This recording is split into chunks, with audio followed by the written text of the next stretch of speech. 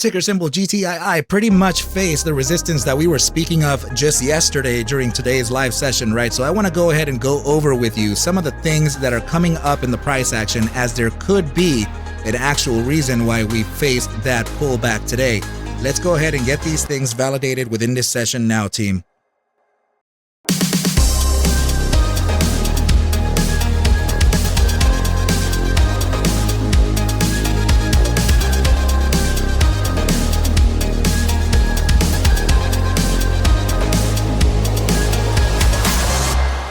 What is up, you guys? Thank you so much for stopping by once again. This is ARCa coming at you with a GTII technicals and raw price action thread of analysis on this Taco Tuesday. Before we get started, please make sure to subscribe to the channel, like the video, and share the video with a friend so that you and them could consider joining our trading community in Discord called ARCa Bulls. With that said, let's dive right into the charts. Okay, team, so this is the 4-hour chart, and the very chart that we were looking at in yesterday's video that gave us the potential resistance area that we located right here. That is 91 to 92.40 as a range. And if we can actually just kind of hover over this candle here and pay attention to the OHLC values up here, which is the open, high, low, close. Look at this candle here. That has a high of 91, and we were talking about the 91 resistance here. Okay, team, so not bad. We were expecting a little bit of a higher move to the upside, but that's why we consider ranges instead of dead targets, right? So one thing that I can say is that I see why the price action kind of limited there, right? So if any of you are familiar with SMC or smart money concepts, right, from the inner circle trader himself, he's a futures trader or a forex trader, right? So this is I guess it sometimes applies. I mean, especially for the shorter time frame. In this case, we're looking at the 4-hour. But what I'm speaking of are fair value gaps, right? So we can see that there is a fair value gap with the wick low of this candle here, which is the 91, right? And also the top side of this candle here. Okay, that's 80, 89, 98. So that zone there actually is a little bit of a gap with that one candle in between, right? We have the one candle in between, you have the wick low, and you have the pretty much the opening of this candle here. So that creates that little gap. And it also creates a fair value gap. And as you can see here, we have used it as support once before. We even closed the candle right at that fair value top, right? We actually got the opening of this candle right at the fair value bottom. And here, look at the wick top here, right to that fair value bottom. Yeah, it's used a lot, right, team? So in this case, well, it's actually from this point on, right? So it's not, historically speaking, it wouldn't be looked at as much. But I mean, of course, you're going to find relevance to this everywhere, right? So just like this here, you can see a clean wick to the bottom side, wick to the upside. You have the opening of the candle here. Yeah, you see the relevance. But this is now more relevant since it was created and respected here from here on, right? So this is pretty much why we faced a heavy resistance. The fair value gap, or an imbalance in price action that actually presents a severe area or inflection point. Okay, team. So very, very, very widely known.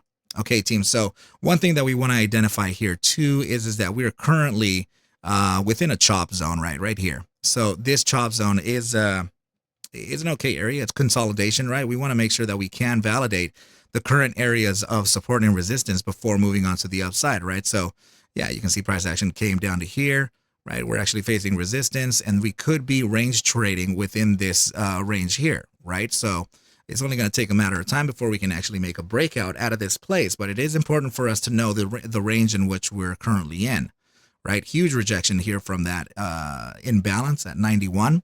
Potential retracement here to, without looking at anything else, right? The potential retracement down to the area of about 82.90.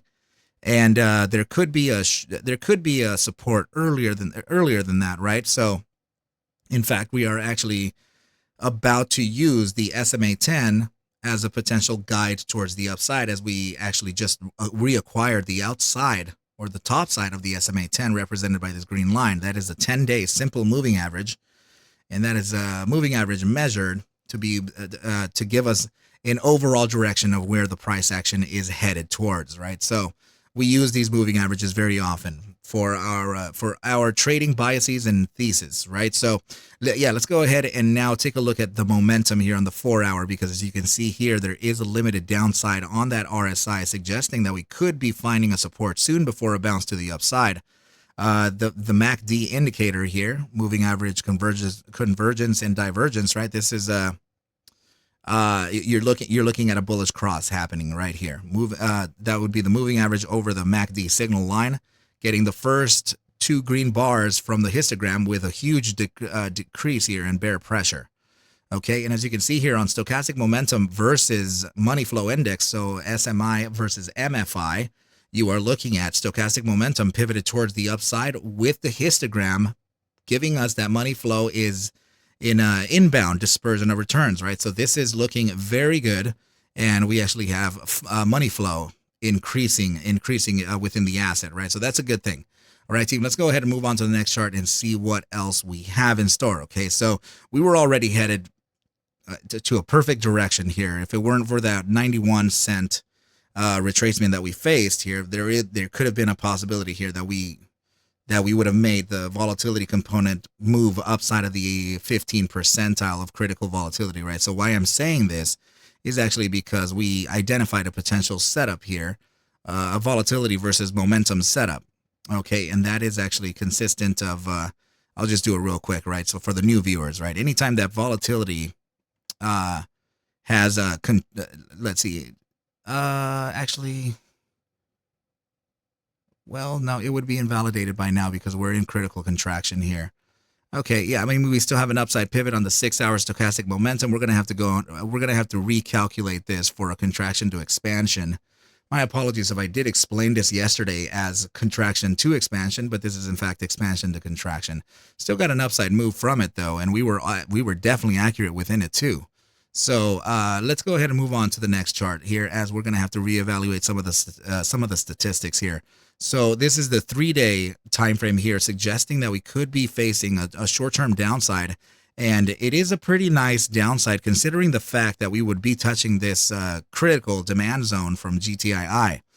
Okay, team. Another thing is that as we're seeing finger motion, ticker symbol FNGR, rip to the upside, it's very curious that we would be doing that while approaching the apex of the triangle here in GTII, right? So there are several targets here to look at, and some of those are realistic, some of them are not realistic, right? So at least for, let's just keep into consideration this, right? So if we were to break out from this date here, which would be August 4th, Friday, pretty much next Friday, right? We can actually take a trend line from the top side, which is the hypotenuse of the triangle, all the way to the bottom side of the triangle. Then you apply that to the breakout point, and we've already evaluated this, right? So that would take you to around a target of about $1.53 at the 2.618 golden mean.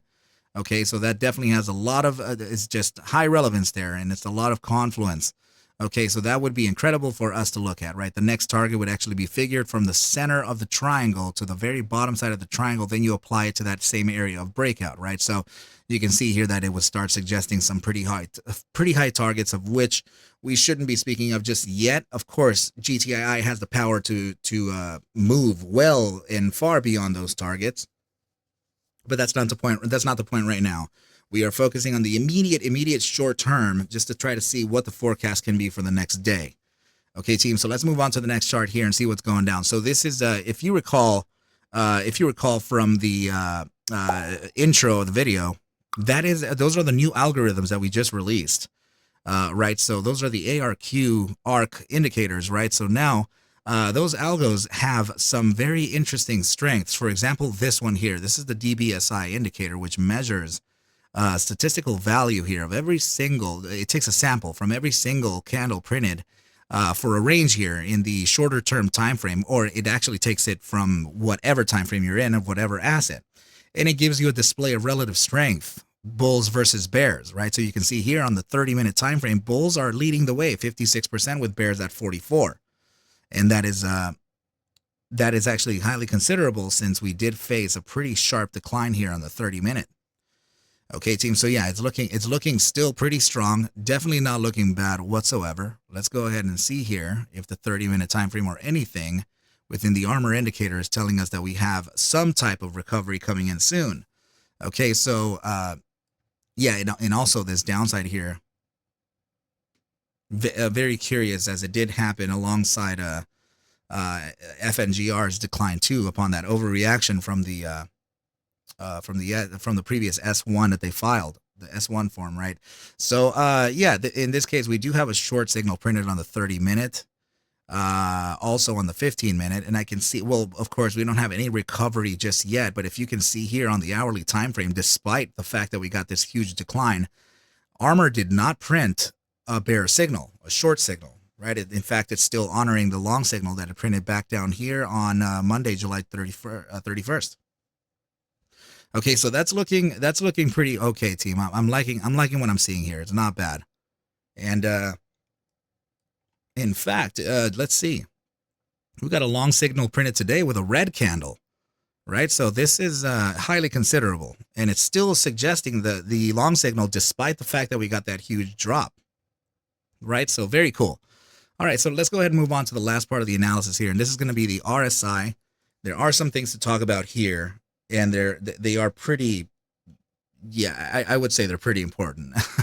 Okay, team, so let's go ahead and just take a look at this here. So 30-minute immediate short term suggesting a continuation to the downside, of course, right? And now as we jump into the bi-hourly, it's telling us that this could be a short-term downside. In fact, the 4-hour time frame is telling us too, and the 8-hour time frame is telling us that we have a short-term downside to look at, right? So if that's the case, team, then that means that the shorter time frames will essentially bounce from their supports of the SMA 14, the 14-day simple moving averages, and bounce to the upside. That would actually introduce a potential influence to the upper time frames, like 12-hour here. This is the daily time frame here. If you're curious about seeing what time frame I'm in, just look right up here, right? So as I hover over the, as I move through the panes, it'll show you which time frame I'm in. Okay, so yeah, if anything, yes, of course, they are pivoted slightly to the downside, both of these, the 12-hour and the daily, but I would have to say that this is more consolidation than anything.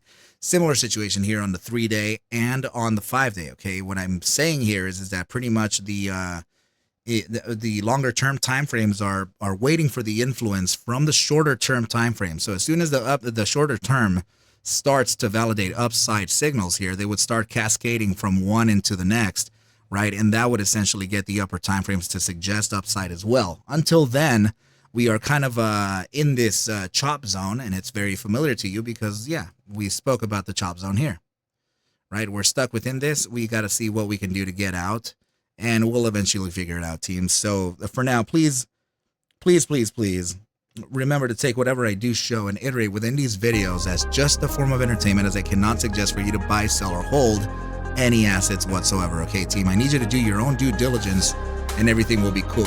But with that said, team, I wish you well, a very, very good night, and I will catch you at the bell literally mañana. Adios, team.